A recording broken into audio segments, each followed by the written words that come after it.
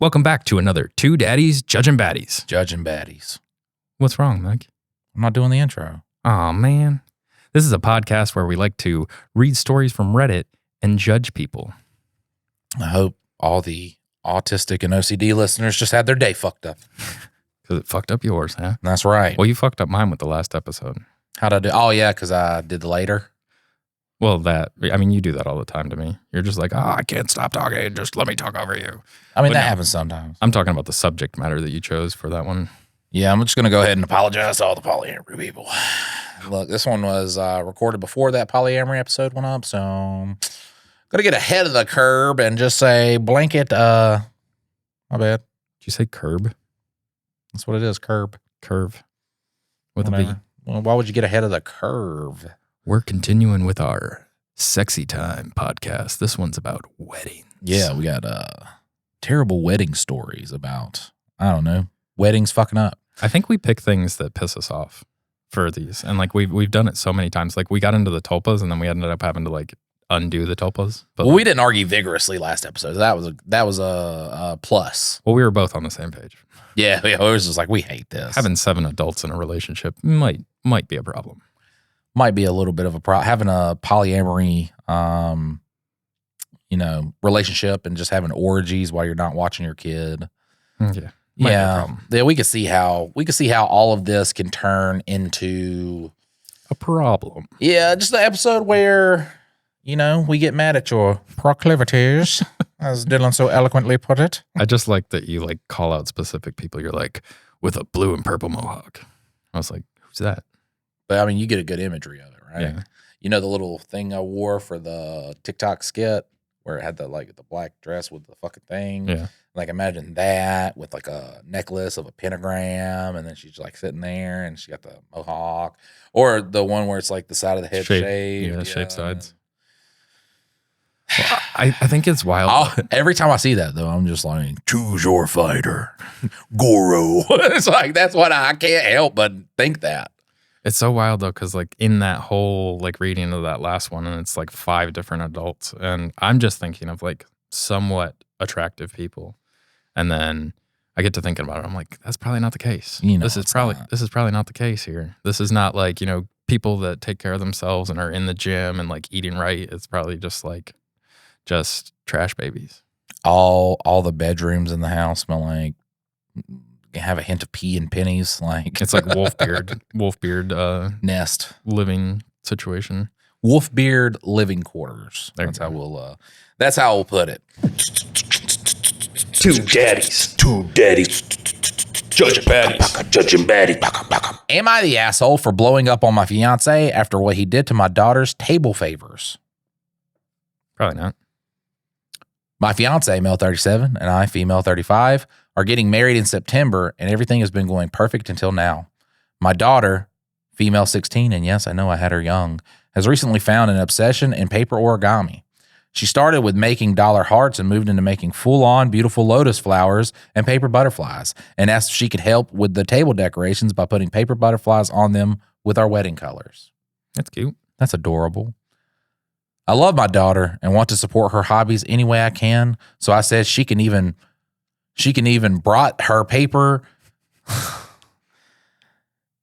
So I said she can and even brought her the paper she needed with the colors. That was my dyslexia, just fucking throwing words that's not there. The issue lies with what happened today. And even typing this still has me feel a little anger. That was fucked up. We should just make it a point to read it exactly as it's written. Exactly. Even typing this still has me feel a little anger. Oh, anger in my belly. My fiance, with the addition of my daughter and I, went to check the venue and stopped at a family friend's house who's making our table decorations. My daughter expressed how she couldn't wait to put her paper butterflies on the tables for the guests to enjoy. Our friend thought it was such an adorable idea, but I could tell my fiance made a face about it. When we came back, he expressed his concerns about what my daughter said and said that she seemed childish and that he wouldn't have it at his wedding. I reminded him that it's our wedding and I want to exclude my daughter's wishes after I already bought her the materials. We argued for a bit more, but I had to go to my sister's to help her move. I love when they do that. It's like we argued and didn't resolve it at all and then left. But when I came home today, my daughter came crying to me, telling me a story that she's sorry for ruining my wedding with her ideas and that she'll pay me back for the paper. I asked her what she meant, and she said that my fiance told her that I was only including her idea and wasn't going to really go with it. I was enraged that I was only including her idea and wasn't really going to go with it. I was enraged, and when he came back home, I blew up on him and called him a jerk and an asshole for what he told my daughter. He yelled back saying that we should have found a compromise. Just making this idea without consulting him first was terrible. Goddamn bridezilla right here, right? Yeah, including the kid. What a terrible fucking wife there, or soon-to-be wife. Yeah, God damn. Or you're talking about the husband. I'm talking about the husband. Fiance. Yeah, the fiance is the bridezilla. I do agree I should have consulted this first, but he didn't express any discomfort with the idea, and going behind my back to tell my daughter lies isn't a way to get back at me. I felt conflicted and not sure what to do. Am I the asshole? No. Actually, you're lucky, because what your fiance is doing is like, here's the red flags of why you should not marry me. Yeah. They are right here in front of your face. Do with them what you will. I get that some guys are like interested in like all the wedding planning. I don't get it. Like for me, what my wife asked for. Seems kind of gay, you know. Yeah, but like what my wife asked for, I was just like, okay, we can do that. Like I wanted to get married down in St. Thomas because that's where my parents were living.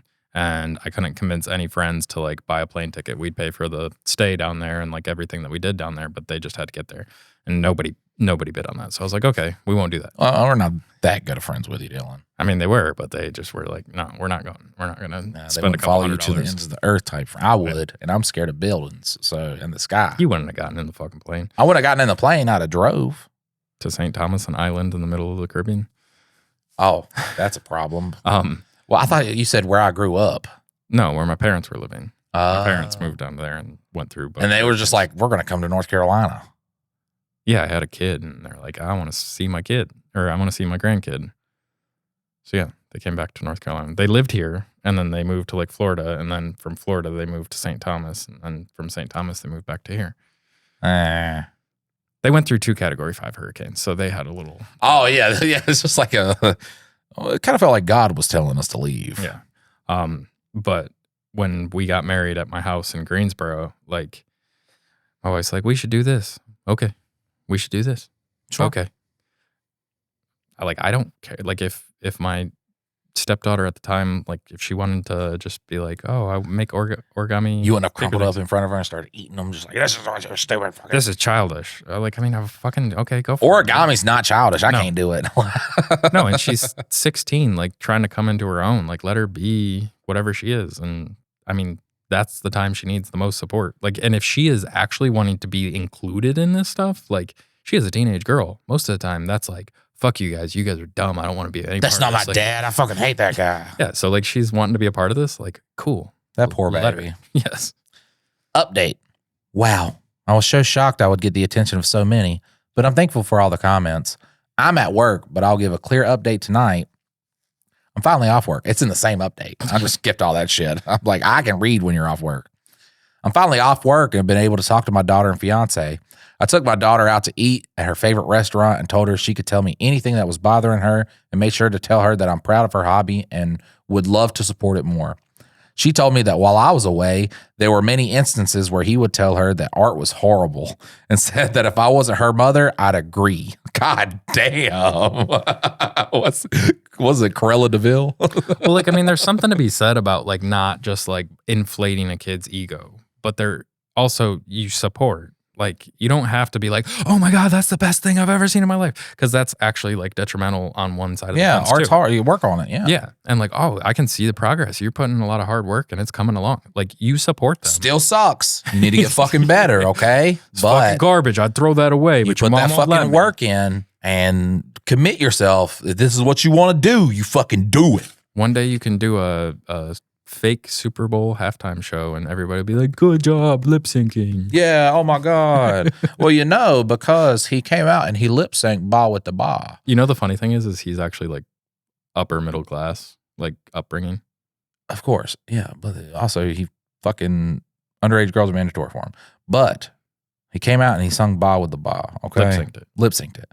But then he left the stage and then they came back and introduced him as his real name. Okay. And people were like, that was him denouncing the center and then accepting his new self through Christ. And then he lip sync the next song. And I'm just like, wow. I just think he was lip syncing, bro. I'm like, that's what I think. What a world we live in. It's like pedophiles get their own fucking Super Bowl halftime show. It's a little nice, right? I was going to say something terrible, but I'm glad I didn't say it. We just can't stay away. We can't. We can't. We gotta fucking. Every time it drags us back. Every time we get out, we get dragged back in. That was my bad. I'll read, learn, and then KMS. Yeah, well, fucking. If you're listening to this and you're a Republican, we love you. Okay, we love you. Do better. Do we better. Love you. We love you. I told her that she was my top priority, not a stupid wedding, and I made sure to spend time with her. Then I spoke to my entire family on a call, including my fiance being in the room, and told him that the wedding was off. I confronted him about everything and told him we will not shame my daughter and dishonor her amazing work, and that we need a break. All right, that's a bit far. No, I mean, breaking up with him is good. Yeah. Yeah. I'm saying like you will not dishonor my daughter. You have dishonored my daughter. That's kind of racist thing. I don't give a fuck. My fucking, bro, the wokest dude I know, which was so goddamn funny. We're at a car shop playing, and he just busted Gojira. Behind him is an Asian dude. And I'm just like, wow, what is racist now? Like, I don't know. What is it? I can't guess it, but. You should have pointed at the Asian guy, but like, oh. That shit, oh. Hey, look, cancel him. Fight. Cancel him. Yeah.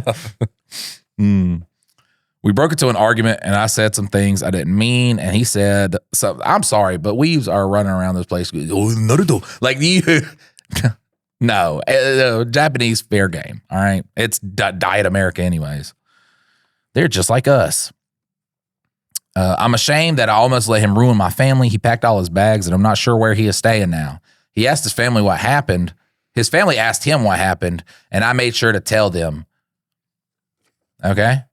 I got a few negative messages that my daughter is sensitive, but his mother apologized on his behalf. I also made sure that he gave my daughter a sincere apology, and she didn't accept it, which she doesn't have to. I also showed my daughter the post, and from her and I, thank you to everyone who supported her art. We will make sure to use her butterflies as decorations for around the house and her room. Good mom. It's just wild that like. Look at that. See, man, look. This ain't the polyamory episode. We could just like, good mom. Nice. But like, what a shit stained guy. Like, you just can't even like let her have her thing. Dude's a Disney villain. Like, as soon as mom leaves, it's like, art's for the gays. You don't make that in my house. You suck. Your mom fucking hates this. The only reason she says it's good is because you're her daughter. And then the daughter's just sitting there like. For your wedding. Right. Like, a day that like it's just gonna be chaos and you're just gonna be there and it's for like just chaos. Oh man, I said it wrong. You did. Read, learn, care yourself. You know how to pronounce things good. Tsunami. All right, pterodactyl. Pterodactyl. Knife. What were we doing with that? The funny kaiju movie, or is it kaiju or is it no? It was another one. What'd you say? Jun. Good. Jun. Oh, the Djinn. The Jinn. Oh, yeah. We were going to do a so good or so bad it's good type movie. And the whole time, the movie's called Jinn, but we pronounce it Djinn. Are we getting Tisso's chicken for lunch? Right. Yeah. I still, to this day, call it that. Like, if you say it in jest, like in humor, then. But can I get some of that TSO chicken? That's what I say. I ain't trying to like. That's like saying, I like jalapenos. Yeah, can I get some of them jalapeno quesadillas? I got me a little bit of tequila from the ABC store. I'm having me a little Mexican night tonight. You know what I'm saying? All right, so wedding disaster.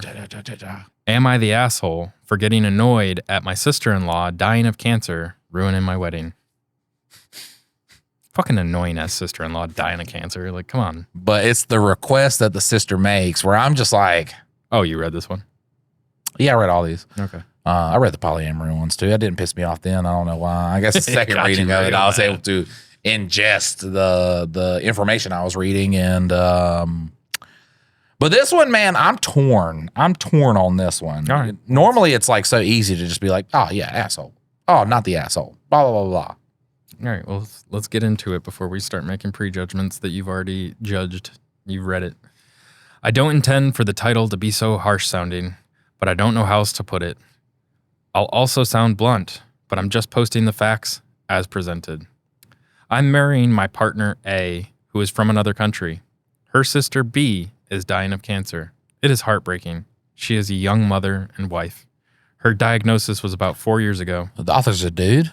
Yeah. Oh. Unless it's a lesbian thing. But I've super changed my fucking... Okay. No, but okay, never mind. Let's read it. Read it. Her diagnosis was about 4 years ago. When she was first diagnosed, she was given 1 to 2 years. Since we were in a different country, as she remained in her home country with her family after her sister immigrated, we've saved up some money and traveled to say goodbye to her. It was about the 1.5 year mark when we went to say goodbye, and we had gotten engaged soon beforehand. So we also went over to visit some of the family and asked them how long they needed to save to come across for our wedding, as our dollar is much stronger than theirs. They said 2 years. So that was agreed. We spent a month with her, laughing, lamenting, spending as much quality time as possible with her. By the end of the trip, though, and with the chemo, she was exhausted. We said our heartbreaking goodbyes, assuming to never see her again. And then she made a miraculous recovery with a less than 1% chance of happening, which was awesome. We, along with her other family members who had also immigrated, such as her father and brother, decided to put money together and support her to move over here to spend the rest of her life with us. That was about a year ago. Now, my partner and I are getting married in 2 weeks. All of her family are coming to visit. It's a big, joyous occasion with lots of travel. We've forked out thousands to help her family get here. And they're all staying for a month or so to celebrate our wedding and spend time with us.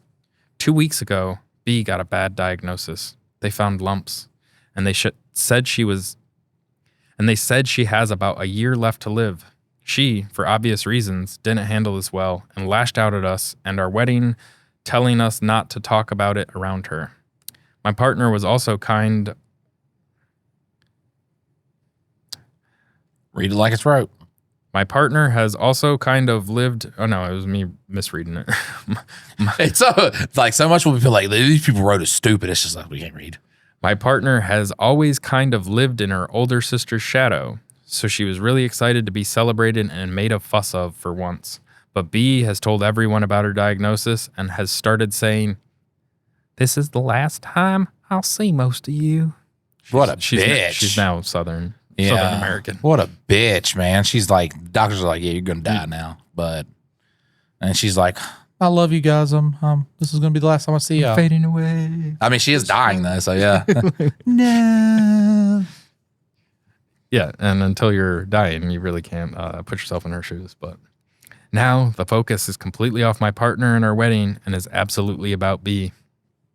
I feel heartless and heartbroken, but I'm frustrated by this. She has been going out of her way to make sure the people who are coming across, in parentheses, who we have paid thousands for flights, not that it matters that much, are spending as much time with her as possible, as this is the, quote, last time she will see them.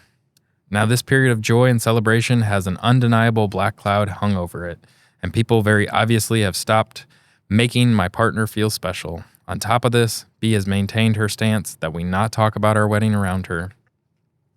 But the big issue is that B got married during COVID, so never got a father-daughter dance. She wants to have one at our wedding after my partner has a father-daughter dance with her own song, which, to be honest, sad as fuck.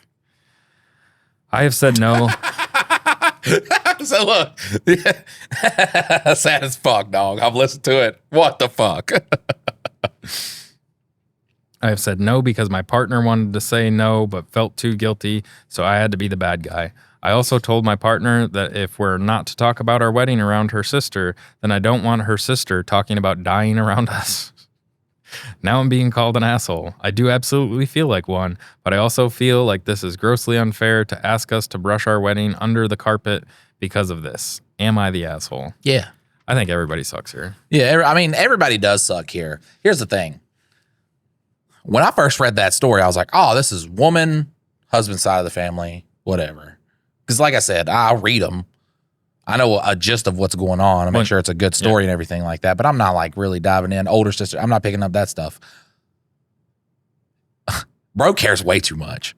Like he cares so much. Well, see, I think he cares about his wife, Right? Like and I get which that. is a solid thing. Like I don't think he's caring so much for himself. He's caring because like his wife is now being put on the back burner when they are celebrating their day. Like I do understand where he's coming from. He's not bringing up a lot of these stories where like the wife is very upset about this. They talk about how upset the wife is, and the only thing we got from the wife is she doesn't like this. So I said something. I just feel like he's making it a big deal. You know what I'm saying? Like he's really caring about like this wedding and shit like that. And listen, I get it. It's a father-daughter dance, okay? That's not why people go to the wedding. Like it's not her and her father getting married. Like y'all two are the special couple. You know what I'm saying? If she has one father-daughter dance with her father at a wedding, yeah, sure, it's y'all's wedding. It's not going to take away from y'all's wedding. I mean, it might be sad. Look, we might have to pick a different song. Like, okay, but also in that right, like you had your wedding when you had it. And well, like, I mean, she probably thought she was going to die then too, so she just went and had it, you know? I guess. I don't know. Everybody does suck in this. That's my thing is like, if the sister was making it a point to make their day special and then also wanting to do some things because she's dying, that makes sense. But she's like, you guys don't talk about your wedding. And then they're like, fuck you, you're not having like everybody in this whole fucking scenario is like she's dying.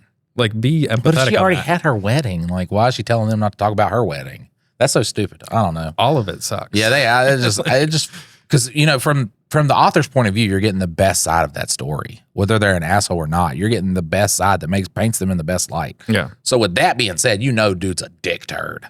Like, well, if we're not allowed to talk about our wedding, you're not allowed to talk about dying. Because that's the same thing.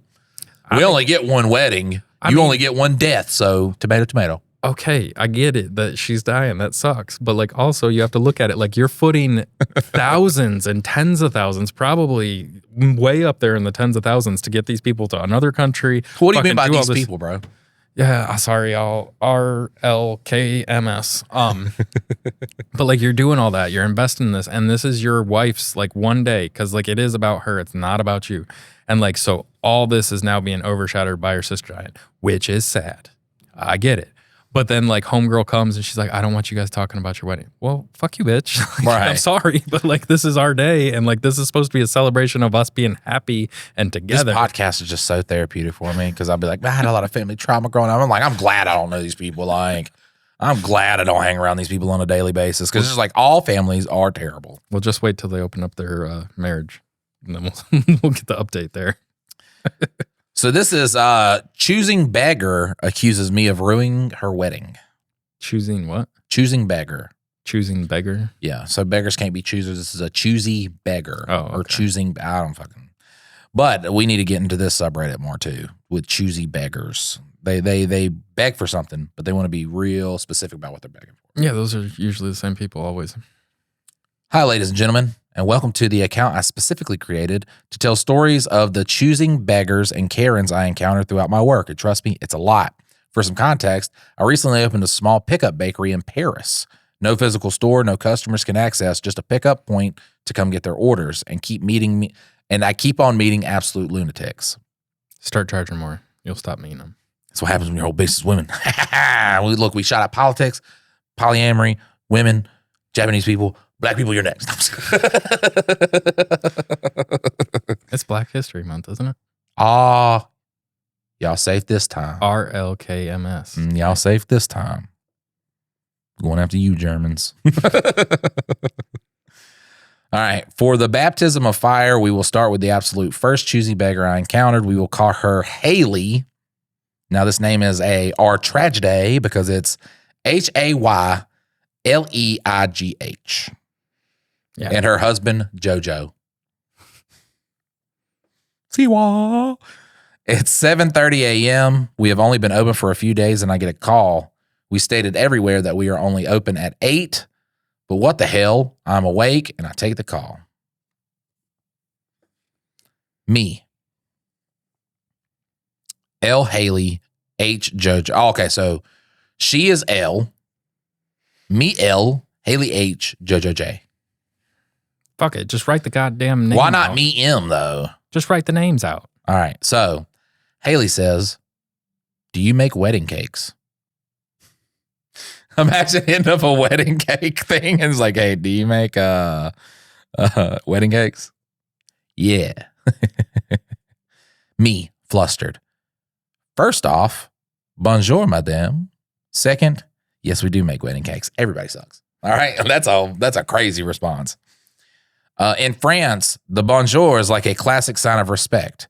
Not saying bonjour or bonsoir to people is seen as particularly rude. Anyways, I go on. Yeah, fucking.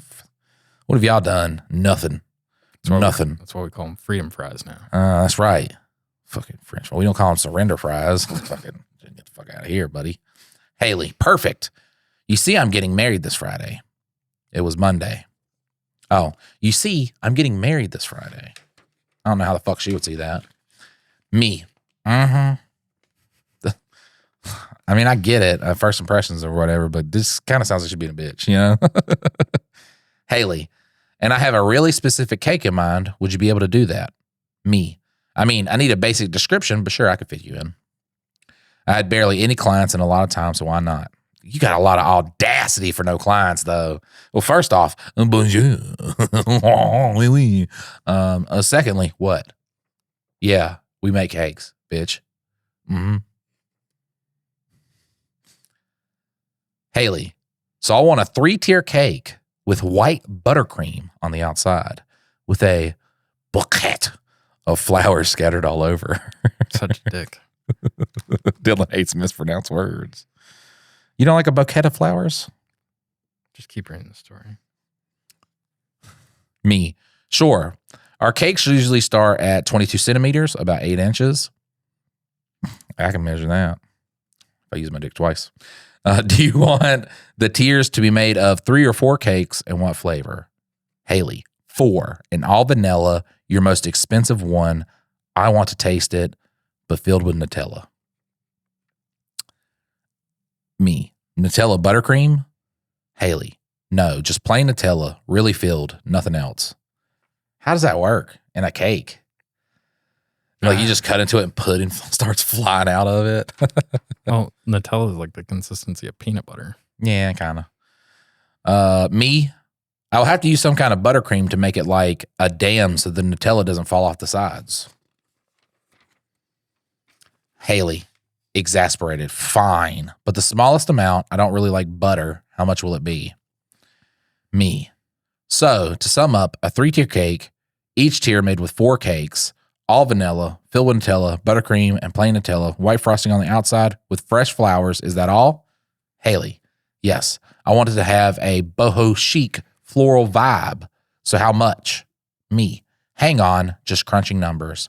Haley, be quick. Whoa, calm down, bitch. What the fuck? Who can order a cake with text?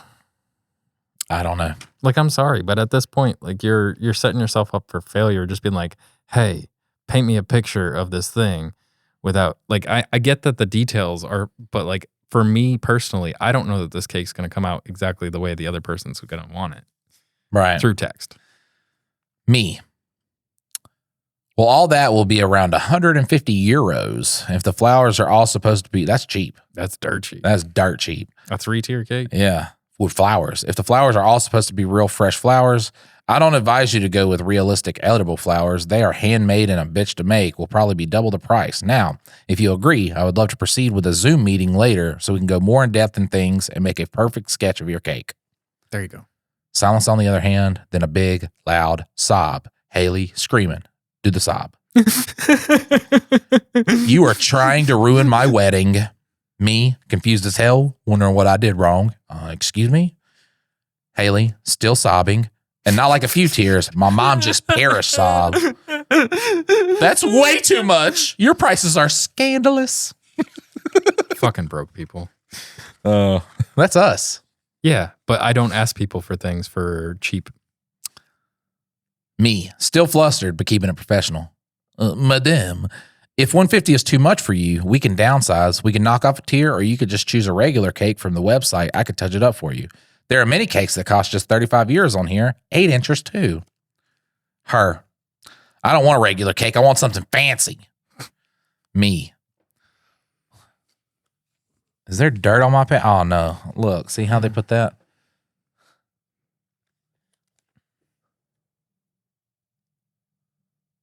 I don't get what you're saying. Do you see the little apostrophe over piece? Oh, yeah.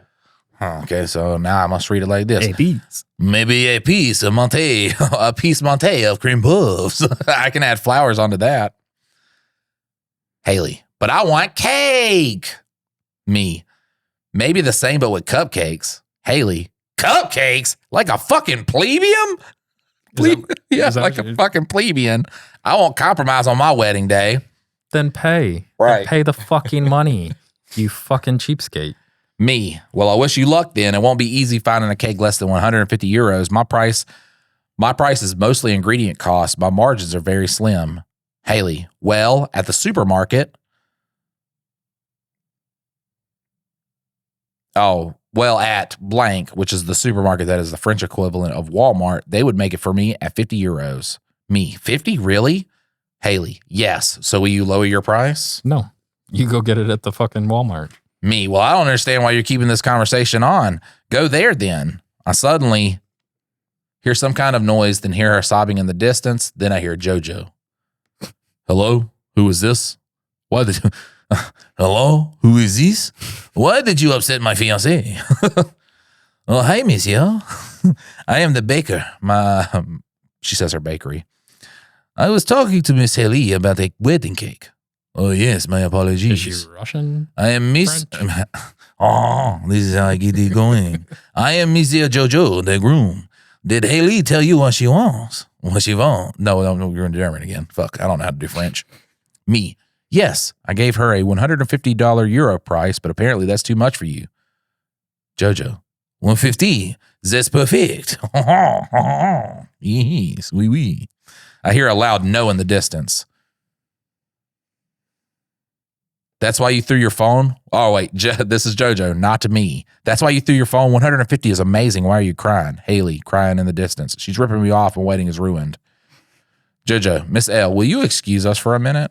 L, sure, go on. That's me. Go on, whatever. She should have just used M. I hear them argue in the distance for a very long time. JoJo, hi, back. Sorry for the wait. Would you still be able to do it? Me, if my future contact is only you, sure thing. Haley from the distance, but very clearly screaming and crying. No, I am the bride. You can't do this to me. Me, well, it's a no then. Good luck to you, mister. JoJo with a sad tone. Thank you anyways. I'll be in touch in case she changes her mind. Me, okay. Have a nice day. I hung up. I'm starting to think I should add a mental health tax to wedding cakes. I understand that weddings can be stressful, but come on, a full meltdown over a very reasonable price. The minds of choosing beggars are a true wonderland.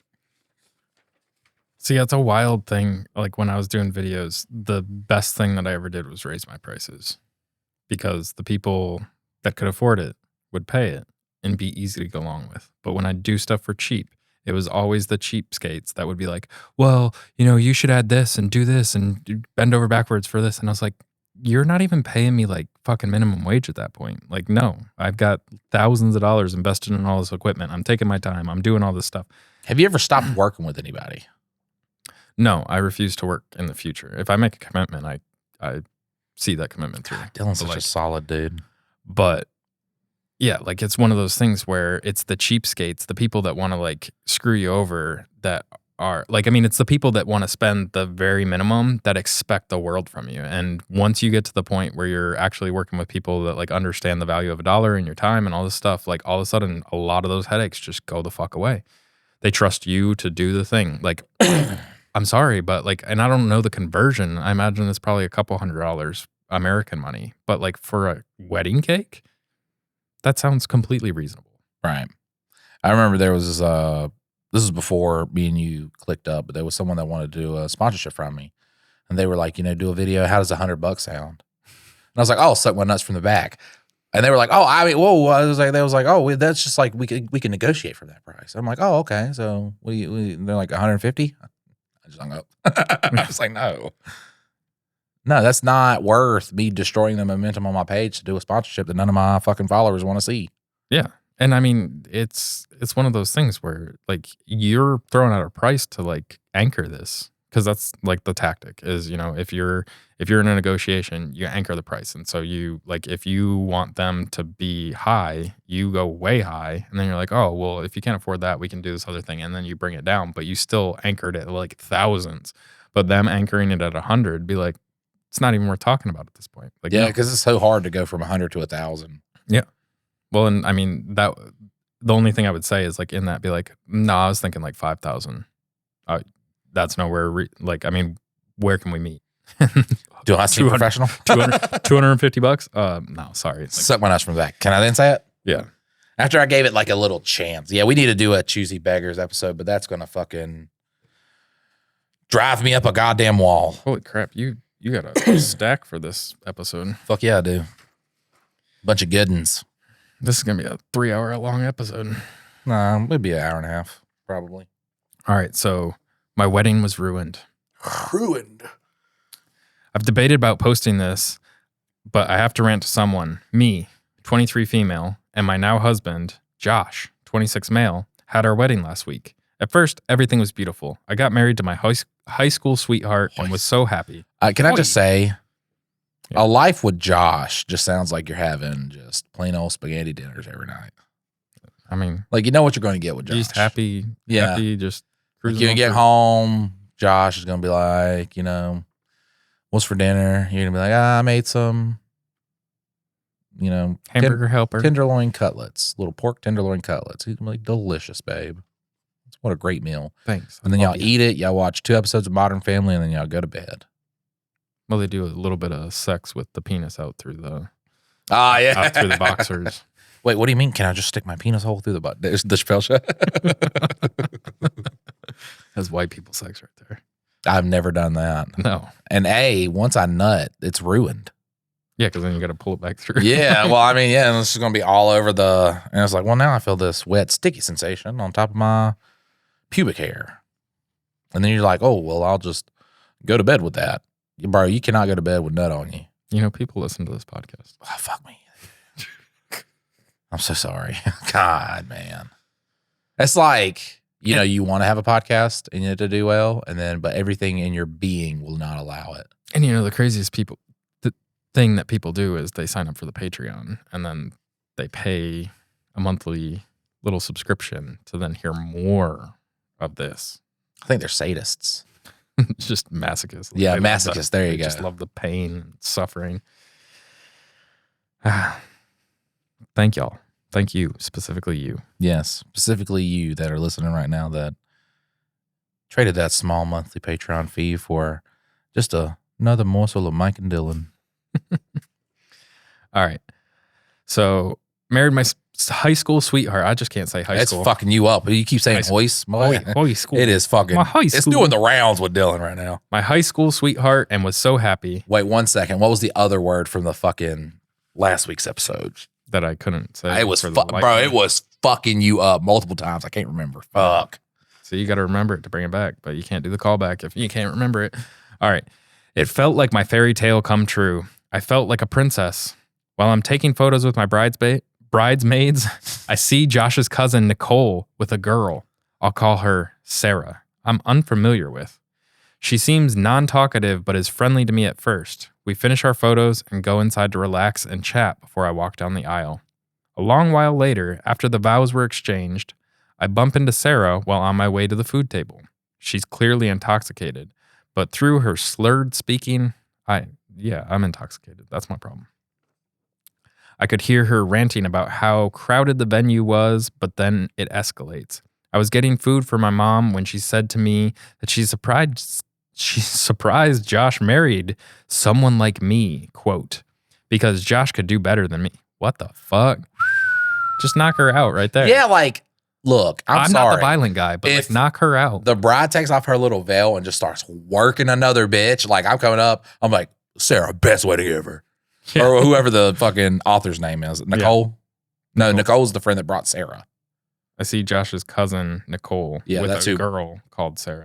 So I don't Nicole brought Sarah. Well, then I'm going to be like, OP, oh my God, this was the best wedding ever. think- You went off. That was awesome. He just started working that bitch. Power. Batista bombed her through the goddamn food table. Like, it was amazing. I tried to laugh it off, and I told her I saw a titty. Yes. Yes. That's your cousin, Mike. Cousin titties are still titties. I just went like this. And Fuck me, man. Like, this was the compilation. You know, when they did the whole compilation of Joe Rogan saying the N-word? We're going to have a compilation, and it's going to be like cousin titty, and it's coming everywhere. And just like, just this fucking thing. I was like, should you be watching this? What was the one that you were listening to the TikTok? It was like, come on, my daddy. Oh, yeah. It was like, fill me with your seed, daddy. Yeah, that was it. That's going to be that, and just all sorts Mayonnaise of just dick, shit. 9/11 moon pie. Oh, God. And then what's so funny too is like it's not people getting mad at the political shit. It's crazy because there's so many other things I say that you could just get mad about, and you could throw that compilation together. No, and they're neither cool with side, that. They're cool with that. Just don't tell them that. Neither side will support us after that compilation because I was just like, why? What's wrong with these guys? When mental health goes unchecked. All right, so I tried to laugh it off, and I told her I was very lucky to have him. The interaction left me feeling upset, but I brushed it off as her just being drunk, and I started drinking too, and soon forgot about it. Time goes past, and I'm feeling good. Me and my husband, along with all the guests, were dancing. Suddenly, I hear a crashing sound near the food table, and all of us rush over to see what was happening. I see Sarah on the ground, sobbing hysterically, and Nicole was trying to calm her down. Oh, man, Josh, the one that got away. Or he's still hitting it. Right. She wants to have bland spaghetti dinners with Josh. She had completely smashed my wedding cake and ripped the decorations. My heart was broken to see my wedding cake completely destroyed, but I tried to ask what was wrong, and Sarah started screaming and cursing me. I was confused and drunk, so I started shouting back and ordered my husband to kick her out. He didn't want to and told me she should be allowed to stay since she was a friend. I argued with him. Nah, motherfucker. Oh, he's beating the cheeks, boy. Yeah, he is. He don't want her to fucking spill the beans. He's on edge right now. He's I like, don't oh, give a God. fuck who, like, yeah. I'm punching you. Yeah. You ruined my wife's day, I'm punching you. Yeah. No, People are like, oh, if your wife's getting jumped by 6 guys. If a one bitch tries to fight my wife who does not try to fight anybody. I slipped on the cake, and when I was trying to, like, catch myself. Hell no. They were like, yeah, we heard the big dude yell, Falcon punch. Like, Tiger uppercut. We heard him yell that. Yeah, Hadouken. I argued with him and told him that she's ruined my wedding. It eventually took my husband and Nicole to get her under control and convince her to go home. Nicole left with Sarah, and when my husband came back, he looked angry with me. He completely blew me off for the rest of the night, and I could tell the atmosphere was now awkward for all my guests. The next day, my husband lectured me about how I hurt Sarah's feelings and demanded I apologize to her. We argued, and he slept on the couch. Things eventually cooled down, so I tried to talk to him about it the following days, but he shut me down and just told me I was being overdramatic about the situation. I've never even seen Sarah until my wedding. I have no clue why she would lash out like that. I'm hurt that my husband doesn't see my perspective. Even though she was drunk, she ruined my special day, and now I can't think of the happy memories I have because I can only think of that incident. Sorry for the long read. Thanks for listening. Not even close to the long reads we do. Hand me that story, start reading the next story. We're going to break this down. I'm going to see if there's any update to this. Hopefully there is one, because, like, he was definitely beating. He had to be fucking just beating that pussy out of frame, like something. I don't fucking know. Or, yeah, like it was like his fucking girl that he lost his virginity to or some like crazy fucking shit. Or he took her virginity, something. Am I the asshole for refusing to pay for my sister's therapy after she ruined my wedding? Okay, so here's the deal. My 29 female wedding was supposed to be the best day of my life, right? You know the drill. Months of planning, stress, money, all that stuff. My sister, 25 female, was my maid of honor, and she's always had a flair for drama, but I figured she could keep it together for one day. Spoiler alert, she didn't. Fast forward to the big day. Everything's going smoothly until the reception. My sister gets wasted, like falling over, crying, causing a scene wasted. She starts ranting about how I, quote, always get everything, and how my wedding is just another example of me being the golden child. We have 2 updates. Oh, yeah. And it is good. Nice. I'm sorry I didn't even think to look for the update. Yeah. In front of all my guests, or she was accusing me of being the golden child in front of all my guests, including my in-laws. It gets worse. She actually grabs the mic during the speeches and starts going off about her, quote, struggles and how it's not fair that I'm happily married while she's single. You don't know what it's like out here. Struggling all the time, seeing all these pussies getting filled except mine. It's a rough life, I tell you. I got cobwebs. If you're a woman and you're not getting laid, it's by choice. It has to be. Yeah, there is a guy out there that's willing to do the job. And probably a decent one if you just like go to the right spots to find the guy. Wild. Don't go to a card shop. I've heard the bad things. All right. You will find somebody. Yeah, and he probably just pulled a penis out of his butt earlier that day. A wolf's penis. A Therian. All right, at my wedding, I'm happily married while she's single. At my wedding, the whole vibe turned awkward and my husband's family was just shocked. People started leaving and I spent the rest of the night trying to put out fires instead of enjoying what was supposed to be our special day. Now, weeks later, my parents say my sister is struggling with her mental health. No kidding. And they want me to pay for her therapy. You're her parents. You do that. She's my sister. No. The reasoning is that since I'm the, quote, successful one, I should help out and it would show that I'm a good sister. But she ruined my wedding. I don't think I should have to foot the bill for her meltdown. I'm still angry about the whole thing, and honestly, I feel like she owes me an apology first. But my parents think I'm being cold-hearted and that it's my responsibility to support her. They're pressuring me hard, but I just don't think it's fair to ask me to pay for something she clearly needs to take accountability for. So, am I the asshole? No, you're not the asshole, and your parents are the asshole because they raised her, and she's the shit because of how they raised her. The next story you're going to read, I got heavy Wolfbeard vibes from this, nice. From just the family and how everybody interacted with each other. But we're going to go over the Josh, Sarah, Nicole, OP situation, okay? So update 2. Oh, wait. Update 1. Yeah, fuck me. I need to go to update 1. I don't want to fuck you, Mike. Update. Firstly, I'm going to try to make this as short as possible. I know this update isn't going to be very shocking, but I at least want to explain myself a bit better. I started thinking and taking everyone's reply into consideration, and I called Nicole. I demanded she tell me the truth, and she eventually did. You all were right. Sarah and Josh were a thing. Yes, he cheated on me. For some backstory, me and Josh have known each other since elementary school. We grew up together and started dating freshman year of high school. He was my first everything. I never loved someone the way I loved him. I didn't want to believe Nicole when she confirmed my suspicions. When she told me he cheated on me, my heart sank and I haven't stopped feeling nauseous. I'm completely devastated. How could I be so foolish? How I couldn't see how everything was laid out in front of me? Is this even real? Well, Sarah went to a different high school than me and Josh. Nicole introduced Sarah and Josh. Nicole knew he was taken, but she never liked me because I'm mixed. He dated Sarah while he was dating me all throughout high school. When we graduated, he ended things with Sarah. He wasn't currently cheating on me, but Sarah was still angry that Josh ghosted her, so she took it out on me. I'm still beating that bitch's ass. She ruined your wedding cake, too. But I mean, yeah, dude, fuck him. Get annulled. Can you get an annulment from that? Like, just like be like, nah, redo. We're not doing this. But beat that bitch's ass, too. Nicole brought her to the wedding knowing, well, I mean, she just saved you, kind of, because he's going to do it again. Well, I mean, he was in high school and he was being a shit stain. Like he was still fucking her. He was still beating them cheeks down. Maybe. I don't know. Knowing Sarah wanted some type of revenge, I didn't want to believe that the love of my life, my whole world, the person I cherish most could do this to me. He cheated on me for 4 whole years and I was completely oblivious. I didn't want to lose him, but I can't look at him the same. He's always been so sweet, so caring to me, so loving.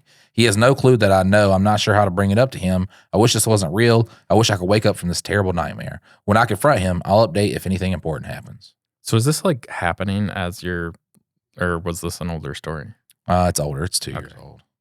What the fuck were you doing, Mike, when you were putting this goddamn episode together? Firstly, when I'm looking up these things, I'm using a lot of like parentheticals to narrow down my search. So I use the base of kind of Reddit to do it. So when I get a really good story, like I read this and I guarantee you, I was like, oh, her cousin ruined her wedding. That's how I read it. And I didn't read it like her cousin's friend that she brought ruined the wedding. So if a cousin ruins the wedding, I'm like, what a bitch that cousin is. We've read a story with fucking cousins. So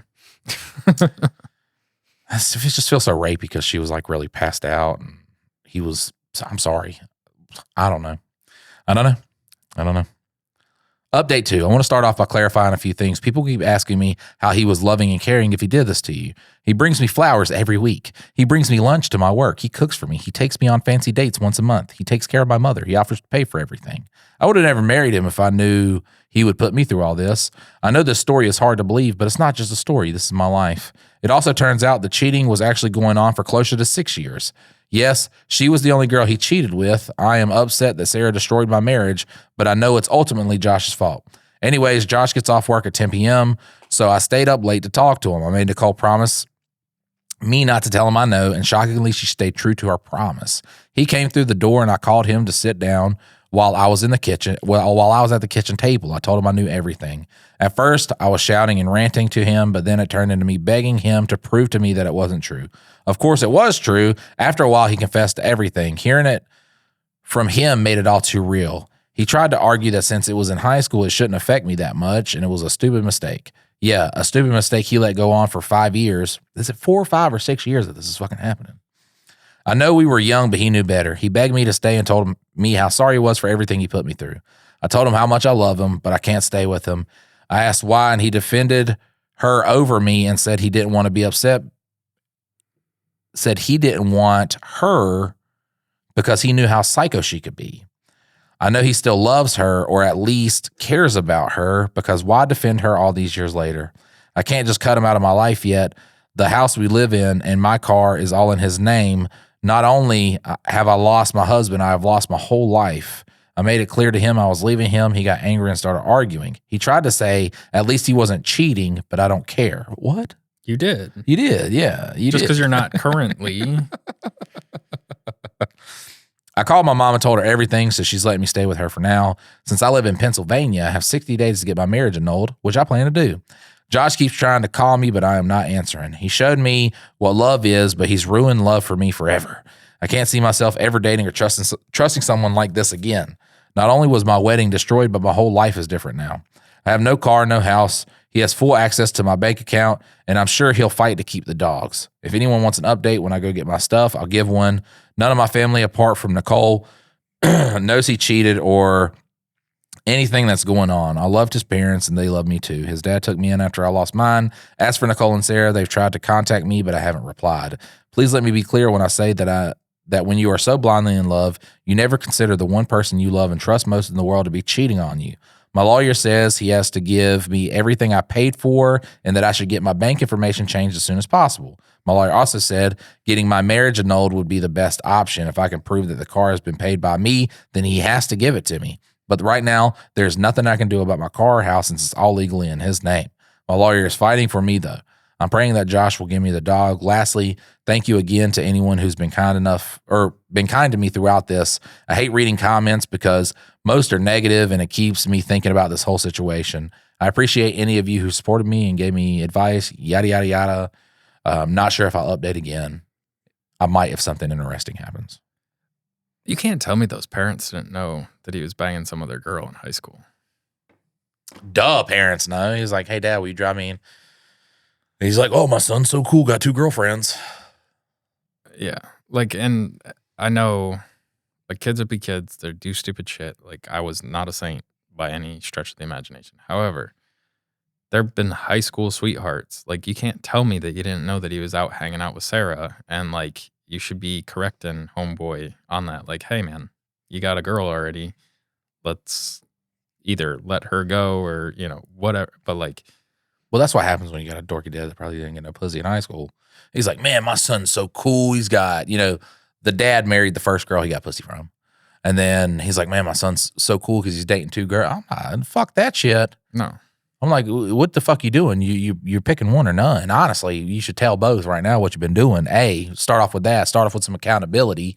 See how it affects people, and then try to move on from there. Like, we're not doing that. We're not raising pieces of shit. I would guess that Sarah knew the whole time, though. Oh, yeah, duh. Yeah, Sarah knew. She came to the wedding. Well, maybe not. I mean, if that girl was able to be kept in the fucking dark, you got to think this was probably a way different time in their high school. Yeah. So, All right, so the final update. Sorry for the inactivity. I've not been feeling too well, but I'm a bit better now. I'm glad some of you wanted an update because I have one to tell. At first, Josh tried to keep my things in an effort to persuade me to get back with him. He stopped after a day or two, though. The great news is I got my car, and my ex-husband gave me the dog without me having to take him to court. My bank information has changed, and he didn't try to take away my money. I've still lost my home, but there's nothing I can do about that at the moment. My lawyer has worked so hard for me, and I'm so grateful to him. I had a calmer conversation with my ex when I was over trying to get my stuff, and I've gotten a bit of closure. We talked about all of our memories and kind of had our final conversation. He apologized for everything, said he understood why I was leaving him, and told me if I wanted to leave him alone, he would. My marriage was annulled, but I'm kind of devastated that it's like it never happened now. The reason why Sarah and Nicole were calling me is because they tried to tell me I'm ruining his reputation and being a drama queen about something that happened years ago. I block both of them now. Every time someone asks me about why our marriage was annulled, I tell them the truth, and that's upsetting him. He doesn't like that his family and coworkers know about how much of a prick he is. I wasn't going to tell his family because I don't think that that's my place, but they know now anyways. His parents caught wind of what happened and called me to apologize and check up on me. They were like my second parents. I'm forever grateful for them taking me in as their own. I am truly going to miss having them as my in-laws. The funny thing about that too is now every woman that he gets though, they're going to be like, it's not her. Like, I remember when you had a good one, man. You fucked that up, didn't you, bud? God damn. Look at you fucking all that shit up. Only you could do that, son. Unless it's the, Well, see, that's the trouble with like the young relationships though. And like, I know some high school sweethearts, they just work out. However, like you are a child making adult decisions to like stay with this person. And like in this scenario, like had he come clean right after high school. It's just like she got her stuff. Happy ending. Well, not a happy ending. Very sad ending, but so much for my happy ending. Oh. Yeah. So you reading this next one or am I reading this next one? Which one? Or are we doing segment? I don't know because I feel like we did read this one. The review. Yeah, you read that one. But we do have submission. A viewer submission. Submit or be destroyed. If you have a story that you would like to submit for Mike and Dylan to read, you can submit that at mikeanddyllan.com. MikeandDyllen.com. We may read your story on the podcast. This is from Steven. Title is From Today I Fucked Up, Not Safe for Work. Today I fucked up by thinking with my dick. It's happened to all of us at some point. Sure, yeah. Last night, I was with a pregnant woman at her apartment. This is not our Steven. This is our Steven. This is our Steven. This is a Reddit story? I don't know.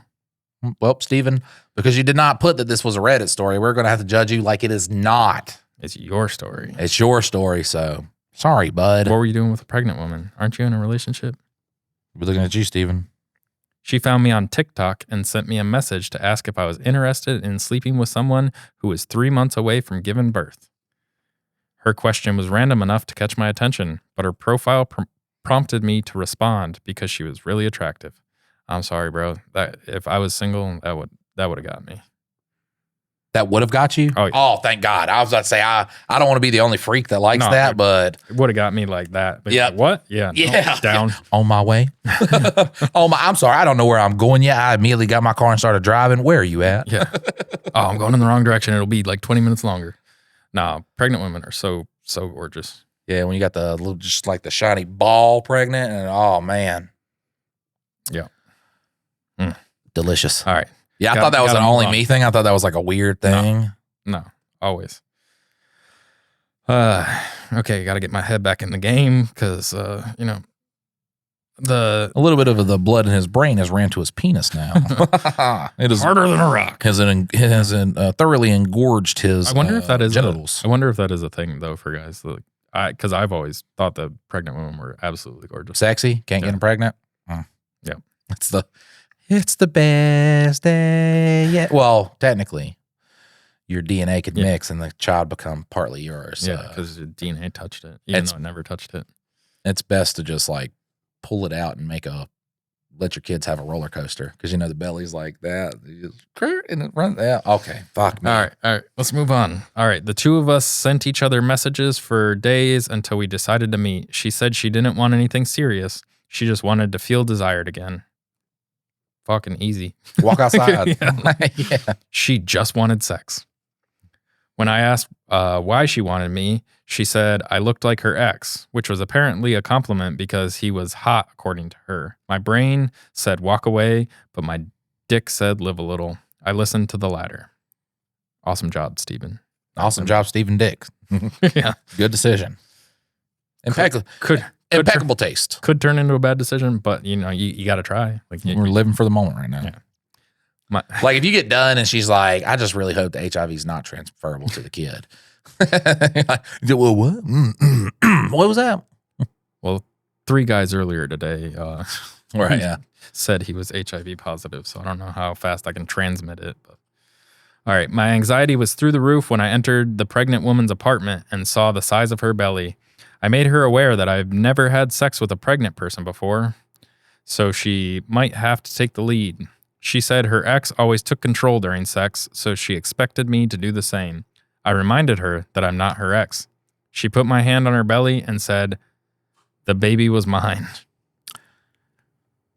I nodded repeatedly. Leave. Well, just go. Yeah, nah. Could we just do a blow you real quick, maybe? Nah, you got to get out the fuck out of there because then you're in crazy. Yeah, you're in like territory. getting stabbed crazy territory. I nodded repeatedly while trying to think of something to say. Nothing came to mind, so I continued nodding like an idiot without saying anything. The pregnant woman saw me struggling and decided to kiss me. The kissing turned into touching, and touching turned into fornication. Mid-sex, the pregnant woman started crying. Mid-sex, the pregnant woman started crying. She was on top of me, but she didn't slow down or stop. Low key started crying? Yeah, I guess that's what they were trying to do. Even though it no longer looked like she was enjoying the experience, I eventually asked if she was okay. She covered my mouth with her hand while riding and crying. Shh. Just pretend you're him. I miss him so much. Ride. Yeah. I could feel my dick gradually going soft. Firstly, you ever heard the song? Wait, pause. I think it was it Did you just pause the story that you're reading? Yeah. Okay. So, what were the guys that sang the "You and Me, Baby, Ain't Nothing But"? Bloodhound Gang. I think they sang a song like "The lap dance is better when the stripper is crying." No, I don't know. All I've heard is Discovery Channel. Yeah, because that shit was a bop. Yeah, I think it's You and me, baby, ain't nothing but mammals, so let's do it like they do on the Discovery Channel. Get it with now. Yeah, it's just good. Firstly, the hand she used to cover my mouth was also the hand she used to play with my balls during foreplay. So tasting my own balls for an extended period of time was sending mixed signals to my penis. Did you at least not wash your balls before you came? Yeah, who's tasting? Right. Like, it's just skin. Like, unless you didn't wash, like, right. Your balls don't got no flavor unless you've marinated them. No. Yeah, if I didn't shower today, you're not touching my balls. Like, any guy's just like, man, it does start to smell like warm mayonnaise. That's why I fucking compared it to that. Yeah, if it's like dirty, like a long. Or, I mean, it's like warm outside, man. You ain't got a long time before they start marinating in there. My balls don't get that smelly that quick. I mean, it's just like even a slight smell feels weird, to present that to a woman. Yeah. You know what I'm saying? I'm trying to present the best. I guess I just ain't had mayonnaise dick. Premium gourmet.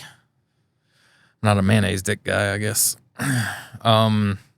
So it was sending mixed signals to my penis. Secondly, watching someone cry during sex was somewhat off-putting. So my penis was like, "You on your own, bro." Technically, it's good you didn't just and then it woken something inside of me. Huh? I said, he's lucky it's not like, and watching her cry awoken something inside of me. I love this. And I became rock hard. I squeezed my eyes shut and concentrated as hard as possible to stop my dick from shrinking. I don't know. I think there's things that I could do in that moment. Like a really sexy pregnant woman on top of me. I think I could probably muscle my way through this. Just kind of sulk down a little bit so the belly blocks the view. I don't know if squeezing my eyes shut made the pregnant woman think I was close to climaxing, but she suddenly switched from riding me to basically bouncing on my dick like she wanted to snap me in half. Sorry, bro. That would have got me there. I'm in it, dude. Yeah. Like, I'm in it. Like, I know the beginning was weird, but like, Right, yeah, maybe it's so glorious that's why she's crying. it's the game. Like, you're in the game now. Like, you can't quit at halftime. Just see it through. Oh. She was basically bouncing on my dick like she wanted to snap me in half. Something did end up snapping. My semi-erect penis got crushed under the weight of two people. I automatically bit her hand before groaning in agony. Oh my God. The pregnant woman froze and asked what was wrong. I begged her to get off of me, which she did. I awkwardly got up and inspected my dick. It didn't look damaged or whatever, but it hurt. I explained to the pregnant woman what happened, which made her even more emotional. I never had that happen. I'm sorry I broke your penis. That's some rough riding right there. That is, yeah. God bless America. What the fuck? What stories do we read? And this is a submission. This is somebody submitting this. Which great submission, Stephen. Oh yeah, absolute excellent. I can't believe you went through this. Yeah, we are fine dining right now, just like you fine dine with that pregnant lady. So wait, it said got crushed under the weight of two people. Is he saying that the baby? It's like in The Office when Dwight Schrute's talking about like when his mom was pregnant, she was pregnant with twins, and he absorbed the other twin. So now he has the strength of a grown man and a little baby. Oh, I encouraged her to get me an ice pack to put on my penis if she wanted to help. She provided the ice pack while explaining to me why she was crying. I was in pain, but I listened because she wanted me to understand that sleeping with me just made her miss her ex more. I took the uncomfortable silence afterwards as my cue to call an Uber. You ain't got a fucking car, bro? You just Did you Uber there? Ubered over this pregnant lady's house? Like, come on, man. If I Ubered over there, I'm spending the night. This guy, Like, sorry, we're coming. I mean, we're at the rock bottom right now. It can only go up from here. So I didn't go back to my place, though. I went home, like home. My mom is a retired nurse. I was like, if my penis needed medical attention, this story is going wild. Yeah, I don't give a... My mom could be the greatest doctor of all time. Penis doctor. Penis doctor, yeah. She's And I'm not seen going to 1,000 of be these. Yeah. And she, was my mom. So she's seen my... I would not go to her. Do you have a colleague that I could talk to? Right. Hello.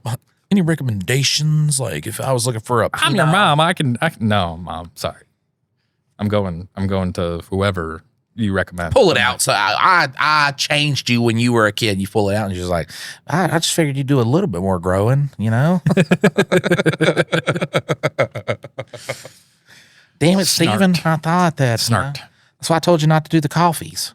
I told you if you yanked on it all the time. Yeah, it wasn't going to grow. You were going to stunt its growth.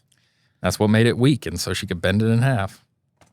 Look at you without fingernails. All right. My mom is a retired nurse. I was like, if my penis needed some medical attention, then I'd rather get that attention from the person who saw my penis the most. Weird thing to say. Wow, bro. that's not a good way to word it, dude. Like, Steven, what are you doing, bro? oh, Mama's. God. Mama's always.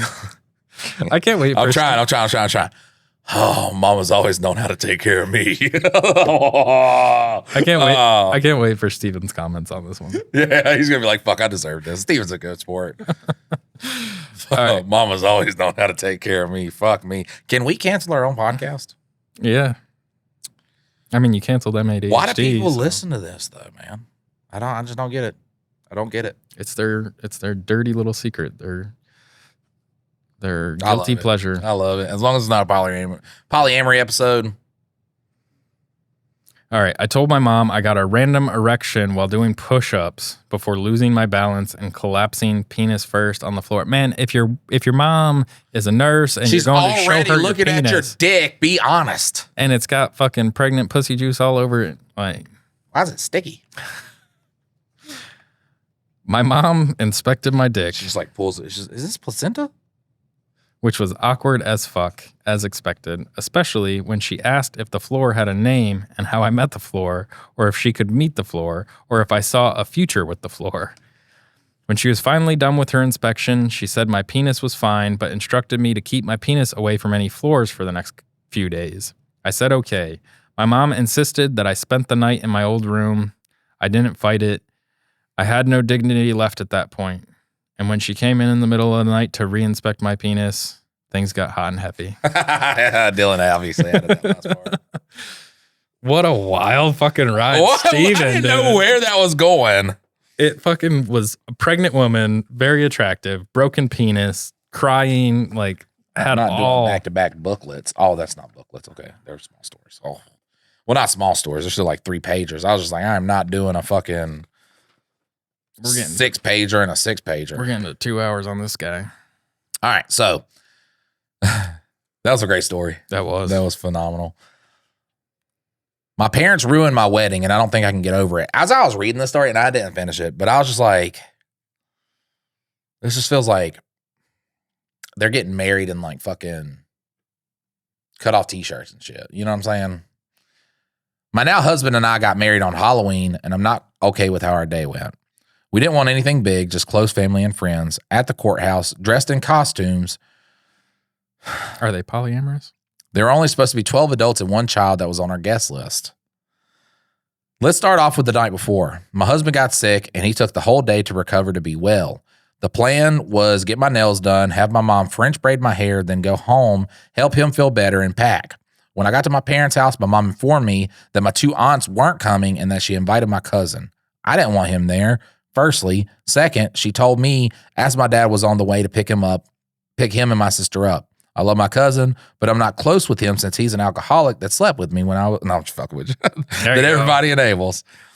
My small reception was not dry, and she promised me it wouldn't be a problem.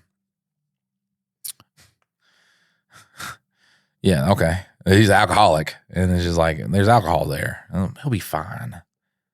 The reception was at my parents' house, so she was busy cleaning. I still needed to comb my hair out, and she wanted to surprise me with decorations. Long story short, we were running low on time as it was 9 p.m. and I needed to head home to sleep since our wedding was early in the morning. She didn't start my hair until after my cousin started drinking and smoking. I'm already annoyed. I make it home at midnight and still have to check up on hubby and pack. I go to bed at 3 a.m. and I have to be up at 5 a.m., but I woke up 30 minutes late. 30 minutes late to your own wedding. I drive back to her house to get her ready, or to get ready and help her get ready. When I get there, everyone is sleeping because they put up the decorations. They stayed up all night drinking and smoking, already running late and stressing because the veil I made myself wouldn't stay. My cousin starts rushing me. My parents start fighting loudly, and I'm already exhausted. We made it to the courthouse to get married, and I got a handful of pictures, but everyone else is in like 30 pictures. I got 1 pic that I liked, and only 10 were taken. Do you see what I mean by like, there's a lot of cutoff t-shirts here and shit like that and Walmart outfits? We got to get back home for NASCAR race. That's right. Well, no, it's a weekday. Oh. Nobody has a I woke up 30 minutes late. Courthouse open all day. Like all day. We get brunch and only my friends are talking to me, and my husband and everyone else isn't even paying attention to us. My mom keeps saying, I'm a mother-in-law today. God, this is my family right here. Is this my wife? Who fucking Did your wife have French braids when she got married? No, I don't even know what she got. I was fucking geeked out of my goddamn mind on some painkillers, dude. Really. I was like, technically, I can get that marriage annulled. Not anymore. Drug, boy. By yourself. You drugged yourself. Yeah, because I was like, I don't think it's a good idea that we get married. And she was like, okay. You know what I'm saying? I think she was a little defeated. Like, I was the rebound guy. There was a lot of weird emotions going on. She's pregnant. No, you were the rebound girl. There's all these emotions going on and shit like that. I told her I wanted to marry her, okay? I sobered up. And was like, oh, I shouldn't have said that. That was a terrible. That was a terrible fucking thing to say. What are we doing, Mike? And then got high later. And I'm back on. It's back on. Let's do this. Right. And then I guess that we got married the next day, dude. And then I was just fucked up. It was like, you were celebrating. I wasn't like, how they have the witness, like the 2 signatures. Like mine don't even count because I didn't even witness it. I don't even know what I wore. I knew I looked good as fuck though. My jawline was fucking chiseled. Wasn't fat. I missed that mic. I gotta find him again. We need to do some ayahuasca or whatever it's called. Oh, there's another one that they say that you can do. I can't remember the name of it. It starts with the I. But it's supposed to be like a one, and you do not enjoy it. It's not fun at all. But everybody that does it, like as soon as you come out of it, like any addictions you have are just done. Have you ever went to the Indigo Plateau to do drugs? I have no idea what that is. Everybody wants to go there and do drugs. That's crazy that you've never been there. You want to do all these drugs, but you've never been to the Indigo I didn't say Plateau. I want to do all these drugs. Or... like psychedelics. That's what I mean. Eventually, I got overwhelmed, and we checked into our hotel to take a nap. 2 to 3 hours later, we head back to our house to give everyone a second chance, but they are clearly more intoxicated than loud. Cuss words are flying. My husband's trying to calm me down by telling me to start playing our wedding playlist that we made ourselves. Oh, fuck, I could have been reading it like this the whole time. Fuck me. The entire time my cousin is complaining about the music, he wanted us to play more hardcore rap. Now, I wasn't opposed to song requests and even playing some songs he requested, but every song that wasn't his, he complained, asked me to turn it off, or asked why I would play this song. Our first song was to Can I Have This Dance from HSM, and he asked me to turn it off. When we were ready to cut the cake, no one came and took pictures. No one was even in the room with us because my cousin was drunk, rapping his hot mess bars. While my wedding day didn't feel like my day, I had no say in anything. No one paid attention to us, and I have one picture. This was supposed to be the happiest day of my life, but here I am crying while my husband sleeps peacefully. I couldn't tell him earlier because we had to get intoxicated just to deal with them, and he already doesn't like my dad, so I didn't want him to say anything in that situation. That's really how it ended. I should have been reading it like that the whole time. Fuck me. I was like, man, I just feel like it's like cut off shirts and shit like that. We do have an update November 3rd, 2023, day before Mike's birthday. I posted here about how my parents and cousin ruined my wedding and how I didn't know what to do, so here's the update. After posting here, I tried to get some sleep, but I couldn't and ended up waking up my husband. And I talked, and he told me he felt the same way. I cried all morning until he made me lay down. I got maybe 3 hours of sleep before waking up in incredible pain and feeling nauseous. We checked out of our hotel and went to the hospital. I had the same sickness he had the day before our wedding. We went back to my parents' house so I could get some real sleep before making the drive home. We did not talk to my parents about it. After talking to our friends, we decided that we would redo the pictures next Wednesday and have a mini party to celebrate. My husband told me to feel my feelings, but not to worry about it because he would fix it, and I trust that he will. What I hadn't mentioned in my previous post was that this was my first wedding. We are having another one next year for everyone to come, which is why it hurt so much to have my mom do that to me. Neither one of us are particularly close with our families, but has to not have drama. We decided to have a similar intimate one this year and the bigger, more extravagant one next year. After what happened with this wedding, we both made the decision that my mom would never have the opportunity to do this to me again, and she will have no say in the next one. Literally, all she did was like, cousin, come along. That's what mom did. Cousin ruined everything, but mom's just like catching all. My mom's such a bitch. We did eventually talk to my mom about her actions, and it went about as expected. She made herself to be the victim and made me out to be the bad guy. She used my aunt's passing as an excuse to invite my cousin. She also told me she asked if he could come, but doesn't see that she gave me no way to say no. She doesn't understand how she ruined our day. I'm sorry you feel like I ruined our day, was the apology I received. Eventually, I gave up trying to get her to understand how she ruined it and the fact that we weren't mad at her, just extremely hurt, disappointed. I did tell her that there was no way for her to make this up to me, and apparently that was the wrong thing to say. I gray rocked her until she got off the phone and cried into my husband's chest I gray rocked her and she got off the phone and I cried into my husband's chest until he made me laugh. As for going no contact or low contact with my parents, I was already low contact with my dad for things in the past, and I'm currently low contact with my mom, but she doesn't get that. She calls me 20 times a day. I'm working on processing things that happened in my childhood, but I can't get over the fact that they're still my parents. I know with everything that has happened, not even just my wedding, that I should be no contact with them, but for some reason my heart won't let me. Low contact for now.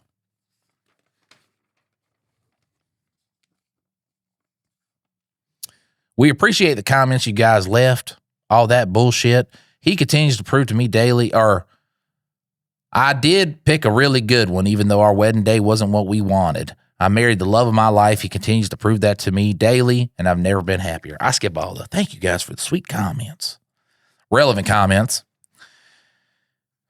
Phoebe Buffet says, I saw your first post and commented, I understand your pain and the hard place your mother always puts you in. It's never a win situation. You might want to read The Borderline Mother.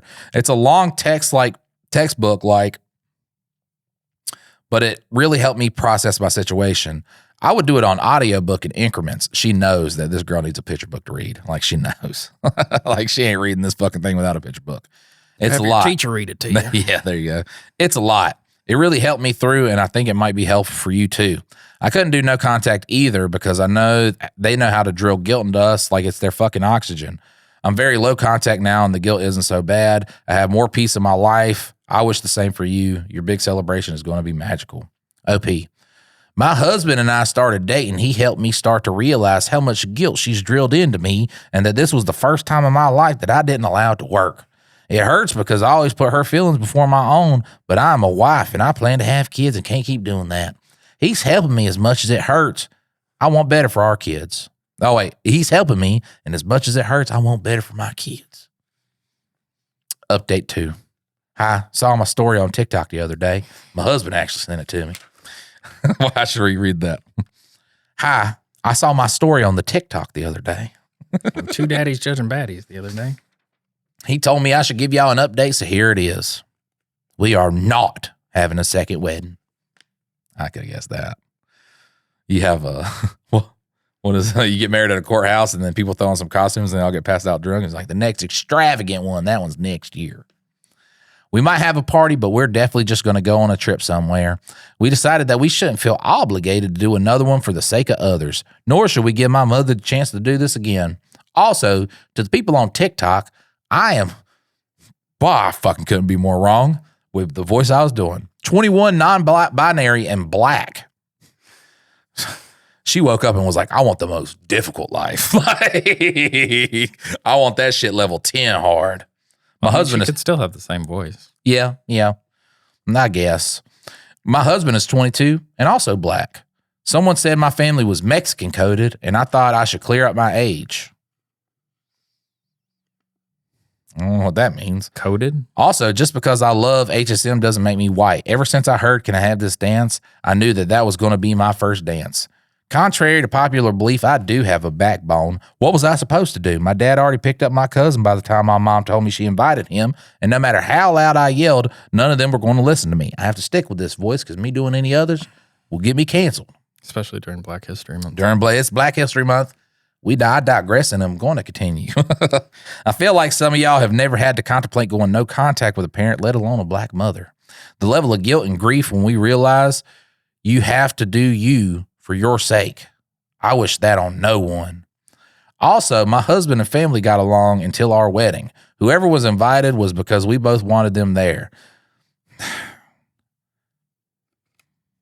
I just don't. I'm going to continue reading. He felt like the day wasn't about us. He doesn't like my dad, and I don't like my dad. The only reason he was there is because it was his house, and he's married to my mom.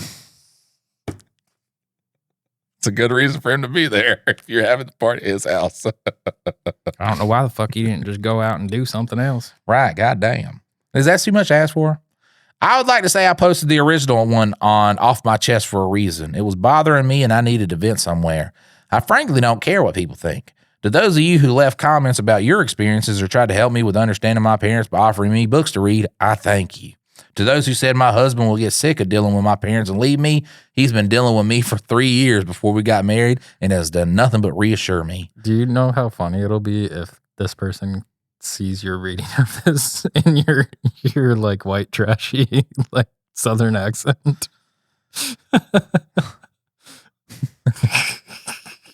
That's cracking me up right now.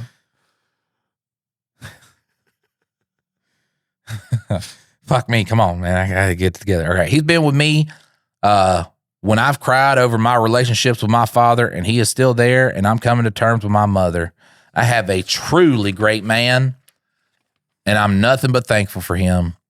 Edit to add, the reason I didn't hire a photographer, why do we need this explanation, was because my mom is the picture taker of the I'm sorry, poor is poor, bro. Like, it's like, look, I came up from trash. There's no skin color, okay? We all come from the same place, okay? Edit to add. The reason I didn't hire a photographer. Yeah, that's right. Yep. The reason I didn't hire a photographer was because my mom was the picture taker of the family. We had an agreement that she would take the pictures for me. I wasn't expecting it to go like that. As for new pictures, we did hire a photographer, and we'll be taking pictures in early December. The small get-together with friends was exactly what we wanted it to be. Black people and white people are the same. They are the same people. I've said it time and time again.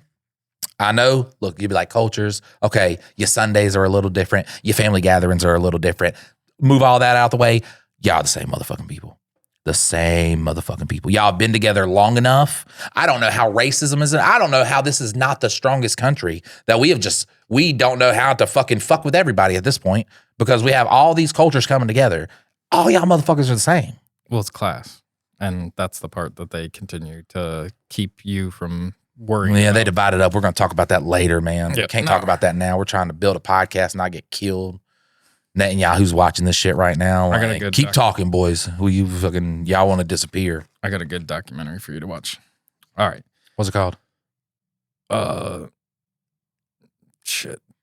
Oh, fuck. I love that one. Yeah. It's about poop, right? It's something of the self. It's the crisis of the self, I think.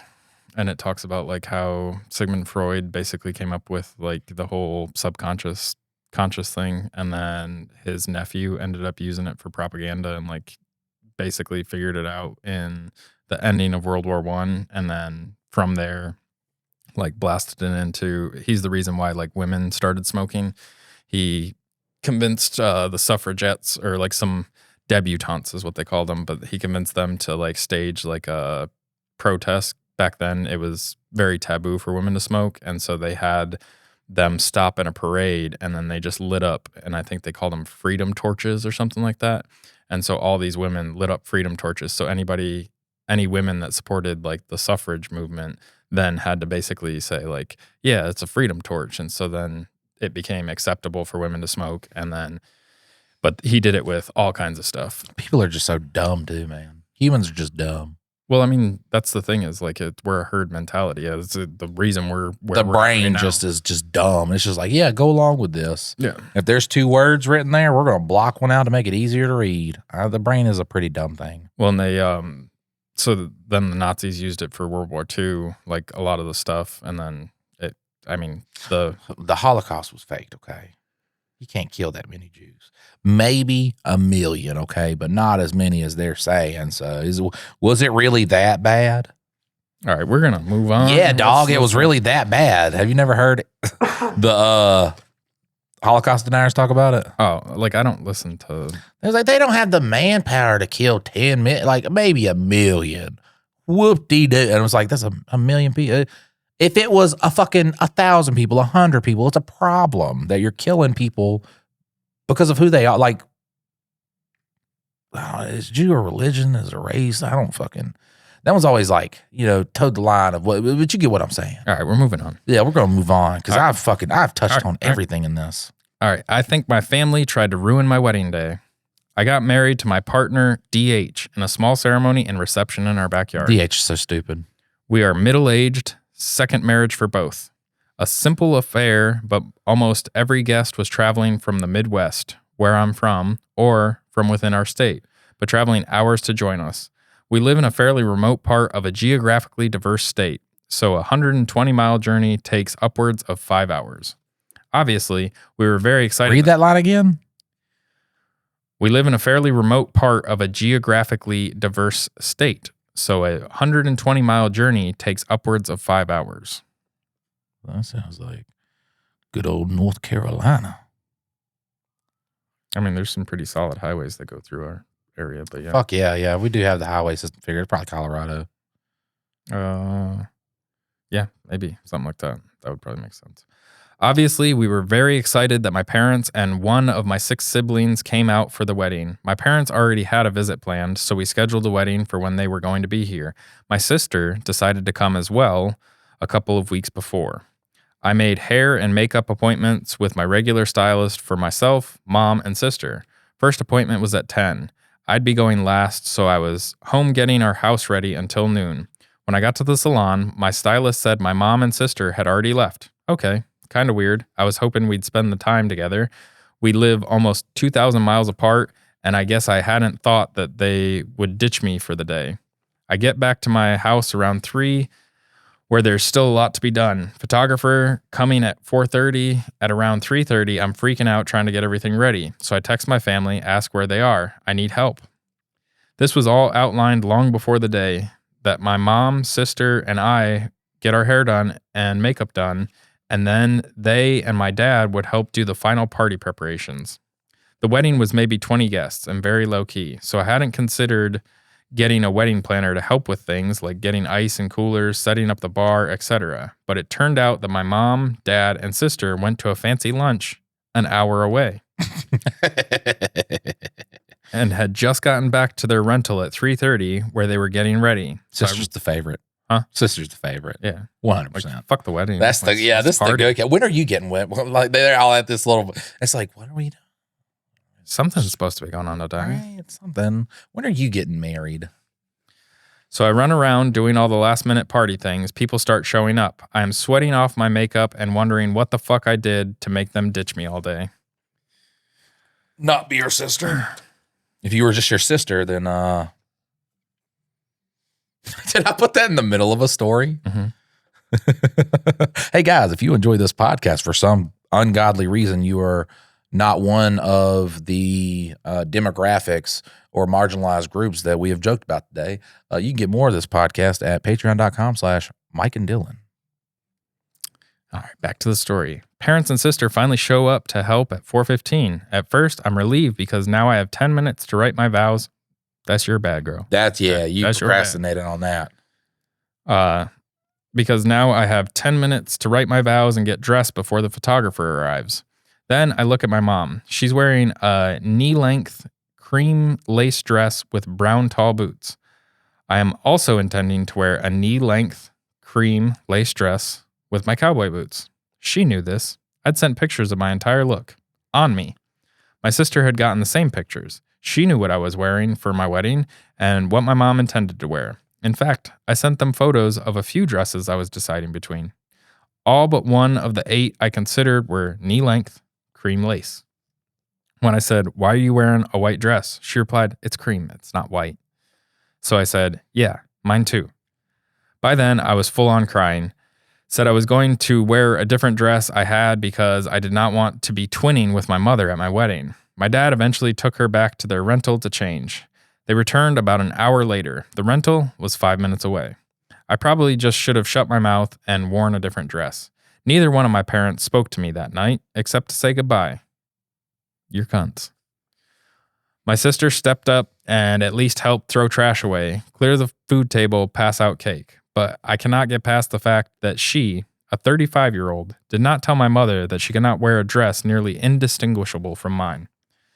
Yeah, it's just your mom. Like, your mom's being a bitch. Where it's just like the spousal letdown in all of this.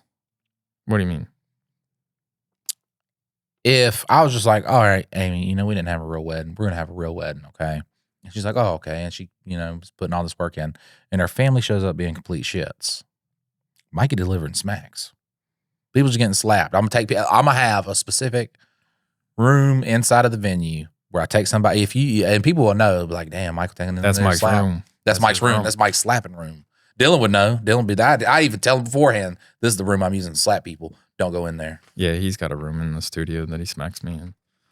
I do. But that's why he doesn't get real angry no matter how many times I cut him off. Like, he can keep his composure because he knows. I don't want to get smacked again. No, but like... Hashtag justice for Dylan. The crazy thing, though, is like in this, I imagine hubby has his family and like they're doing whatever. And like However, like she's telling her side with her family, like I don't know whether he was responsible for something else, and like he's like hanging out with the boys, doing whatever the guys do. But yeah, it just sounds like you got like a shit mom and sister and dad. You know what? I've always wanted your take on this since we're doing the wedding thing. Have you ever seen the video of the bride and they're all taking pictures together and there's a couple of bridesmaids and groomsmen and she just like flashes her panties to everybody? Mm-mm. The bride does? Yeah. Would you be upset with that? Fuck yeah. Okay. Yeah. Yeah.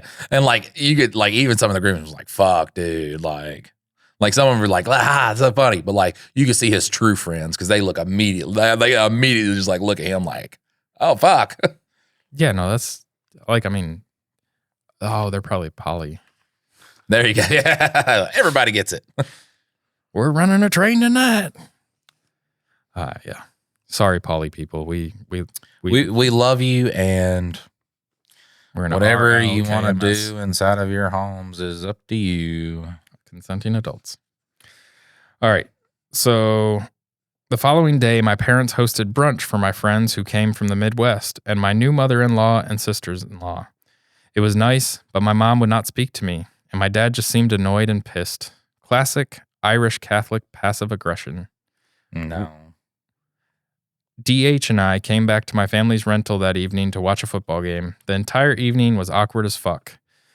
We left shortly after the game ended. My mother hugged me and started hitting me hard on my upper back and neck, right where I have chronic pain from multiple brain surgeries. What the fuck? That kind of sounds like an Italian, like you know, in Godfather when he finds out old dude fucking told the FBI and he like fucking does that big hug and he's like, I fucking loved you. I loved you. That's what I imagine the mom just did.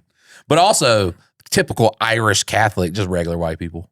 Yeah. Just fucking regular. I hate when people are like, I'm this part Irish. Well, and just trashy people. Yeah, just regular white people, man. Just regular white people. Cut of the mill. Run of the mill.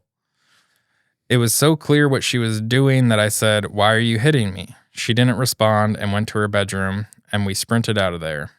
I'm still so, like, and once again, I think this is a Mikey slap time. It's like, you're touching my wife in a way that is inappropriate with her multiple brain surgery. Like, you as the husband know this. Be like, hey, get your bitch before I have to. Like, Dad, get your bitch. All right, yeah. I'm gonna fuck her up. Like, let her hit my wife. Or I'm gonna fuck time. you up in front of her. Yeah. If you ain't comfortable slapping mama, just tell Dad. I'll beat you up in front of your wife. Yeah. There's a new dynamic in this family, buddy. Now I'm married into it. Yeah. So I'm the fucking. Yeah, you ain't gonna yell at nobody no more. I mean, that's really what happened in my thing. I was like, you ain't gonna talk to my wife like that. So yeah, because I mean, like, he knows what went down wedding. He knows what happened during fucking awkward brunch. He is seeing what's going on right now, and like, sorry, not just gonna let that. I mean, you obviously know your wife's a bitch. There's no way you live with this woman for this long. It's just like, wow, I've never seen her act like this. That's crazy. Out of nowhere. I'm still so upset. It's been over a month, and I'm having anxiety dreams about my family messing with whatever event I'm trying to pull off in my dreams. The dreams with flashbacks to my childhood where I was never good enough because I wasn't a jock. My life is finally wonderful after a decade-long abusive marriage, a rare brain disease, 5 brain surgeries, and developing a chronic illness as a result. My now husband and I stumbled into each other, and we've built a glorious life together. But all I can remember from our tiny wedding is how hurt I am by my biological family. The thought of even a holiday gift exchange makes me sick. I am so mad at them. I can't find any reason for their behavior other than, best case, not considering me at all on my wedding day, and worst case, they really wanted to hurt me. They've succeeded. I was really genuinely happy for the first time in my 42 years. They destroyed my wedding day with their behavior. And a few weeks later, I'm thinking they've destroyed their relationship with me. Yeah. Yeah, good. Just cut that out. The sooner you cut shitty family members out, the better. I'm telling you, man. Dylan will tell you I was still in deep contact with this, and then I cut them out, and it's like all of a sudden I was just like, oh man, I feel good. Well, yeah, it's one of those things where if they're actively trying to like do good, you kind of you weigh your options there. With that, Like, your mom gets all pissy because you tell her to change what she's like. Obviously, you shouldn't wear a similar thing to the bride. It affects her enough. She does like a mafia type threat to you, just like, motherfucker. yeah, you know what it is. You know Make me change my dress, you son of a bitch. Right, because imagine like fucking do that, and then I'm coming across with one of those like vertical slaps right across your face, bitch. Don't fucking touch my wife. People crazy. People crazy. And that's what I'm saying. There's too many stories where spouses just don't do nothing. They're just like, damn, these people are fucking crazy. Crazy how you got this family. Not me. I'll be like, all right, so obviously something has happened inside of this family where it's fucked and y'all are weirdos. Time I fucked up by drugging the bartender and ruining a wedding. Who are you trying to drug? Yourself? That's the only acceptable answer. Well, all right, ladies and gentlemen, Jello pudding. This is a Bill Cosby. Bill Cosby. Oh, God. What's so funny is I was watching A Naked Gun with Liam Neeson. And like he hands Pamela Anderson a fucking, because you know they're together. Craziest couple ever. But she's like drinking some champagne. And he's like, I just got that from the Bill Cosby estate. And she's like, yeah.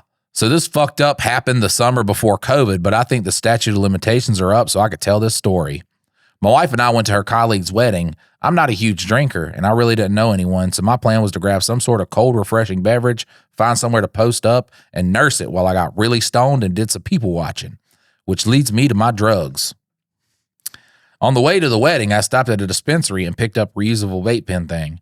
I'm a pretty traditional smoker. I go to the place and buy an eighth and smoke it in my ancient bowl over the course of the next month or two. I never had a pen before. I was just like, I'm going to a wedding and I want something that won't make me sleepy or mentally handicapped.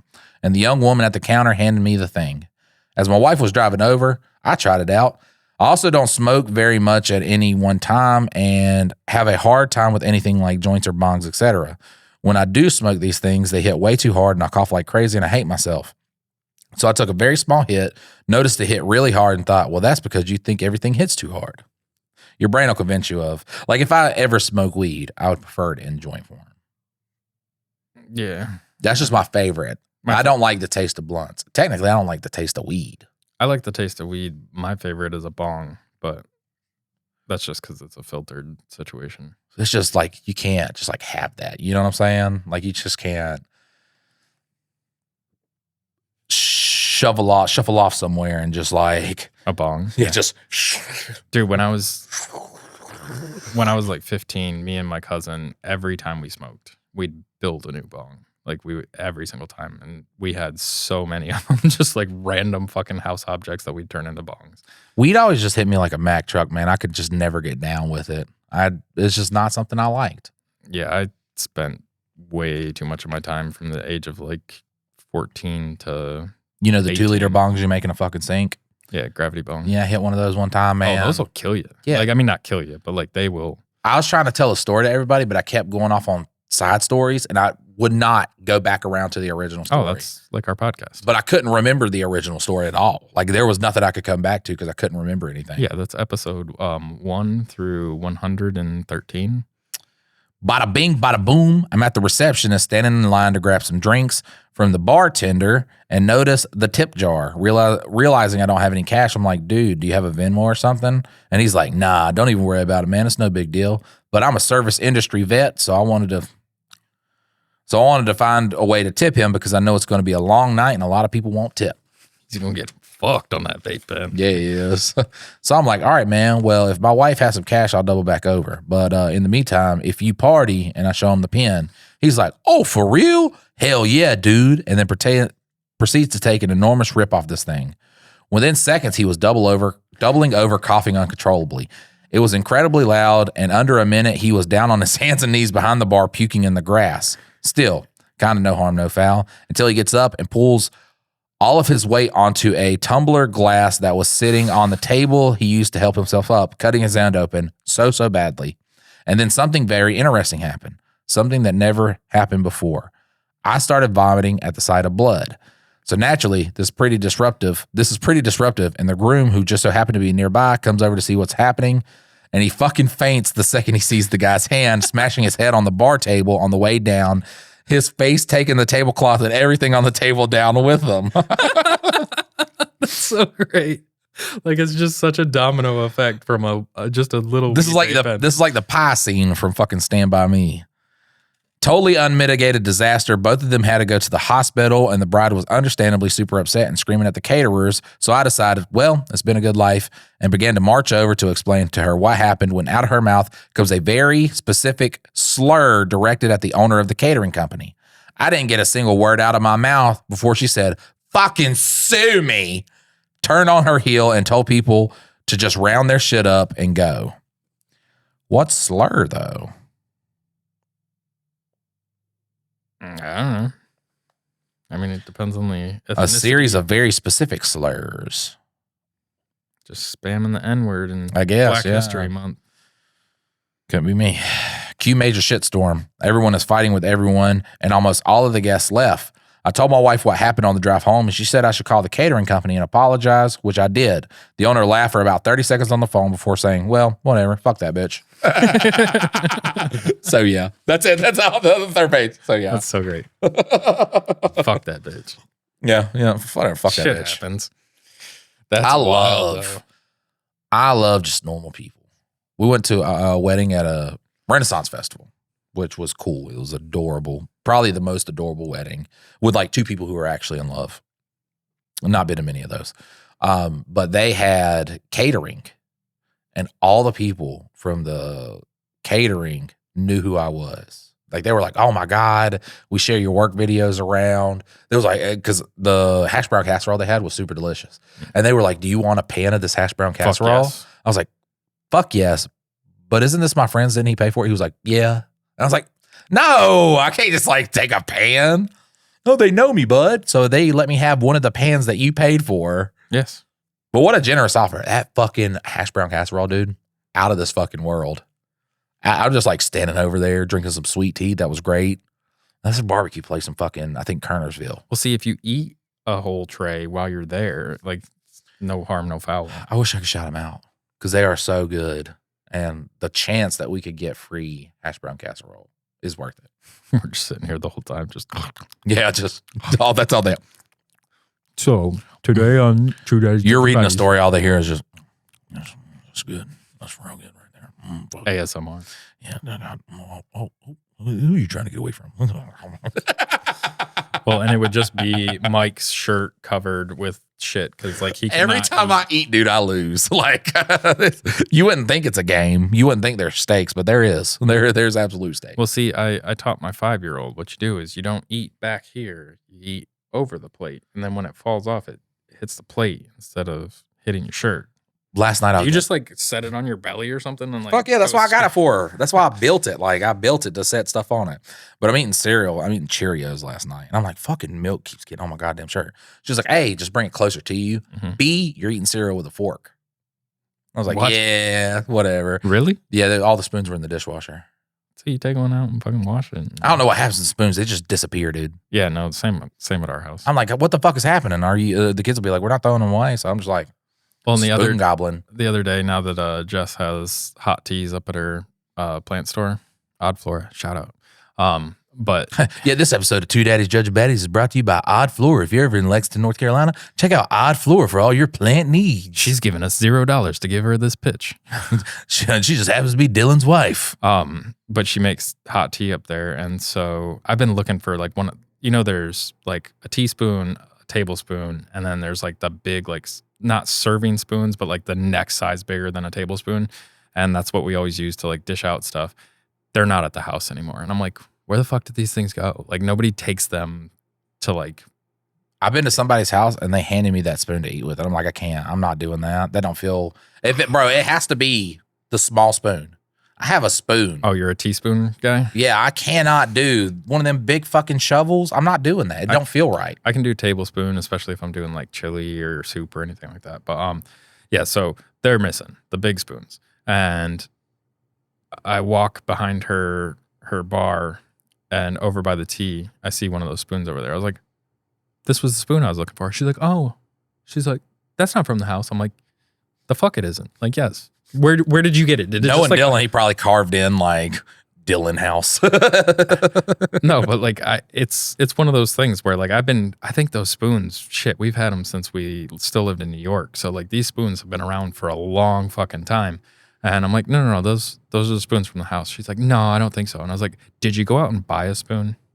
A singular spoon. Then it came from the house. And she's like, oh, well, maybe. Did you find the only place to sell spoons in 1-packs? Like, with the exact same, like, and I guess like my wife is just not attentive, but like when she called the manufacturer, said, hey, we have a missing spoon. So they shipped her the singular spoon. Yeah. But like, you know, if I saw a spoon, like say you brought a spoon from home, I would know for a fact, these aren't from our spoons instantly, because like all the spoons have different, like, you know, characteristics about them. Some of them have this design, that design. And like, it's not like I'm inspecting them, but I know them. Like I see them again and again and again. Yeah. And so like, that's a spoon from the house. This one's one from downstairs where my mom's at. Like I can tell all the spoons just because like, they're spoons. They got the same handles. Yeah. Yeah. And like this one's this design, that one's that design, that one's that one. And but yeah, she's just tried to like play it off like, no, that's not from the house. Did you go to fucking Habitat for Humanity and pick up a singular spoon? Yeah. No. Like, Well, I was at Goodwill and they were like, just spoon. and you would remember that you bought it. Like, you know, it came from the house. But yeah, it's just funny the way that. The most embarrassing thing I think I've ever done with utensils. We were at a restaurant, and I'm not going to name the family member on my wife's side. You kind of did like a Trump there. We were at a restaurant. The best restaurant. I walked in and I said, this is the best restaurant. Right, yeah. It was the best restaurant because I walked in and I said, wow, what a nice restaurant.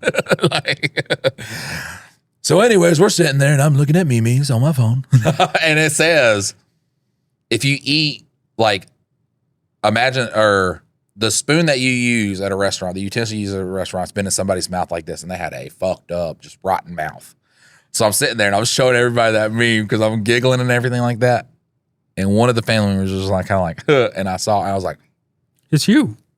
and I was just sitting there, and you know how you get real hot, and you're like, fuck, that was fucking mean as fuck. Oh, because you felt bad that they were the person. They saw it, and they're just like, because they did like a little, they smile with the lips, because Mountain Dew, baby.